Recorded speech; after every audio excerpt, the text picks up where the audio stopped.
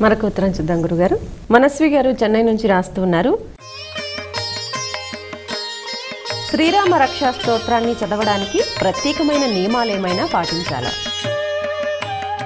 ఏ కోరిక లేకుండా చదివేటటువంటి వాళ్ళకి నియమములు లేవు. కానీ శ్రీరామ రక్షా స్తోత్రం వల్ల నాకు ఈ ప్రయోజనం కావాలి, ఈ కోరికతో చదువుతున్నాను అనుకున్నటువంటి వాడు బుధవారం ప్రారంభిస్తే చాలా మంచిది. ఇంక రెండవది, ఉదయం పూట కూర్చుని పారాయణ చేస్తే ఒక 40 రోజుల పాటు ఉదయం పూట రోజు ఎక్కడో ఒక చోట ఆసనం మీద కూర్చుని పారాయణ చేస్తే వాడికి ఉద్యోగం వస్తుంది. సాయంత్రం పూట నిలబడుతూ ఇంట్లో అటు ఇటు తిరుగుతూ పారాయణ చేస్తే అటువంటి వాడికి మృత్యు భయం తొలగుతుంది. ఇవి ప్రధానమైనటువంటి కోరికలతో చేసే వాళ్ళకి చెప్పిన మాట అన్నమాట. కాబట్టి సాయంత్రం పూట నడుస్తూ పారాయణ చేస్తే మృత్యు భయం ఉండదు.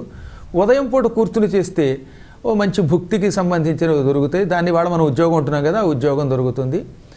ఏ కోరికలు లేకపోతే తింటున్నా తిరుగుతున్నా ఆఖరికి పాడుకుంటూ కూడా చేసేయమన్నాడు. కోరికలు లేని వారికి నియమాలు ఉండవు, కోరికలు ఉన్న వాళ్ళకి నియమాలు ఉంటాయి. ఎప్పుడు ఈ స్తోత్రం చేసినా స్నానం చేసి చెయ్యండి. అందులో మంచి మంచి బీజాక్షరాలు ఉన్నాయి. స్నానం చేసి చెయ్యండి. అపవిత్ర స్థలాల్లో చేయకుండా ఉంటే